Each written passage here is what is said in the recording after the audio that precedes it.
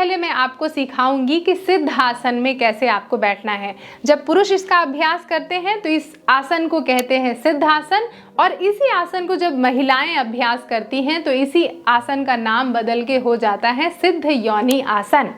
इस आसन को करना बड़ा आसान है, लेकिन कुछ स्टेप्स अच्छी तरीके से समझ लीजिए। आपके लेफ्ट पैर की एड़ी को थोड़ा सा अपनी बॉडी को पीछे की तरफ झुकाइए और लेफ्ट एड़ी को जितना हो सके अपने पेल्विक रीजन के पास लेके जाइए, सो दैट का आपका जो जननांग है ना, जहाँ से आप यूरिन पास करते हैं, वो ऊपर हो और एड़ी अंदर की तरफ जितना टक कर सकते हैं उसको इस तरीके से टक करें। और फिर उसके बाद आगे की तरफ हल्का सा ऐसे जब आप आएंगे तो एग्जैक्टली आपकी एड़ी आपके जननांग पर एक हल्का सा प्रेशर बना रही है।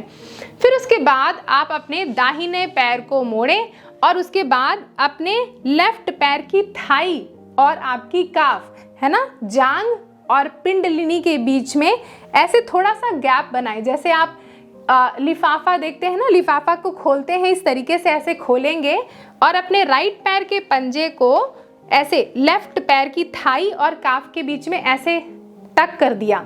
और उसके बाद फिर अपने लेफ्ट हाथ से अपने लेफ्ट पैर के पंजे को पकड़ा और इसको राइट थाई और काफ के बीच में से ऐसे पुल कर लिया और हल्का सा आगे की तरफ झुक के बैठ गए और दोनों हाथों को ऐसे घुटने के ऊपर रख लिया।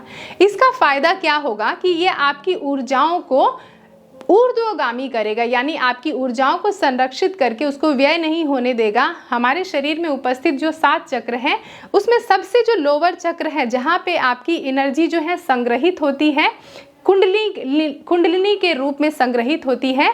और जब आप योग के अभ्यास में और आगे बढ़ते हैं, निरंतर अभ्यास करते हैं, तो इन ऊर्जाओं को ऊर्ध्वगामी करने में मदद करता है सिद्धासन। तो इस तरीके से स्ट्रॉन्ग। इसके अलावा इसका और एक बेनिफिट है कि आपको इस तरीके का एक ब्रॉड बेस मिल गया। देखिए कितना चौड़ा। अगर आप सुखासन में बैठते हैं तो वहीं सकरा हो जाता है।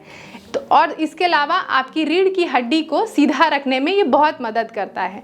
रीढ़ की हड्डी जब सीधी रहेगी तो आपकी ऊर्जाओं को ऊपर ऊर्ध्वगामी होने में कोई इंटरप्शन नहीं होगा, किसी भी तरीके का व्यवधान नहीं होगा और ऊर्जाएं लोअर चक्र से होकर हायर चक्र की तरफ बढ़ेंगी। आपकी एनर्जीज।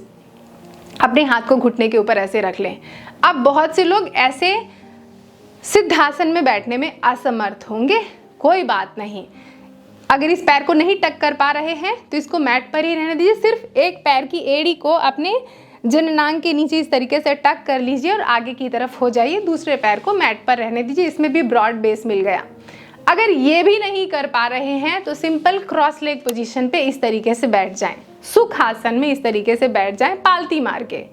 अगर ये भी नहीं कर पा रहे हैं तो फिर आप आराम से कुर्सी पे बैठ जाएं। अगर आप बहुत बुजुर्ग हैं, अगर आपके घुटनों में बहुत ज़्यादा दर्द है, कोई सर्जरी हुई है, तो आप कुर्सी में बैठ के अभ्यास करें।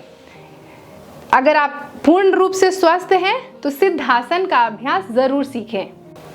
तो सिद्धासन के अभ्यास के लिए आपकी एंकल्स की मोबिलिटी फ्लेक्सिबिलिटी बहुत ज़रूरी है। घुटनों की मोबिलिटी फ्लेक्सिबिलिटी बहुत ज़रूरी है। आप अगर चाहते हैं इसके लिए मैं आपको कोई वीडियो सजेस्ट कर दूं तो नीचे डिस्क्रिप्शन में आपको इससे रिलेटेड वीडियो मिल जाएगी, जिससे एंकल्स नी की मोबिलिटी फ्लेक्सिबिलिटी इंप्रूव हो और सिद्धासन को किस तरीके से आप कर सकते हैं, या कि यहाँ पर आई बटन में भी आपको एक वीडियो मिल जाएगी। तो सिद्धासन का काम हो गया। तो अब सिद्धासन स्टेप बाय स्टेप सीख लिया है। अब मैं आपको सिखा रही हूँ बहिर्कुंभक का अभ्यास। सांसें जब रुकती हैं तो आपका मन फिर कहीं भटकता नहीं है। आपका मन जो है शांत होके एक ही जगह पे रहता है।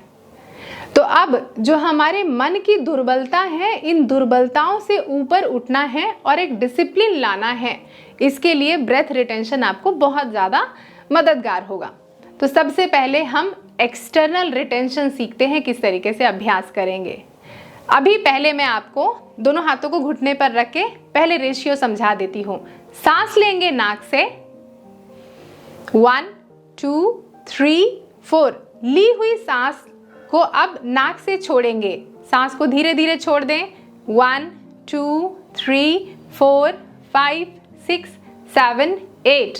पूरी सांस बाहर छोड़ दी और छोड़ने के बाद बाहर सांसों को रोक के रखिएगा। 1 2 3 4 5 6 7 8। तो तो इस तरीके से मैंने आपको रेशियो समझा दिया। अब जरा करके बताती हूँ। सांस लिया, नाक से आंखों को बंद कर लें, ध्यान को नाक पर रखें। ली हुई सांस को फिर धीरे धीरे छोड़ेंगे। जितनी सांस ली है उससे दोगुनी सांस छोड़ रहे हैं, छोड़ रहे हैं, छोड़ रहे हैं, छोड़ रहे हैं। पूरी सांस छोड़ दी जितनी आपके शरीर के अंदर आपने ली थी। फिर उसके बाद सांसों को बाहर रोक के रखें।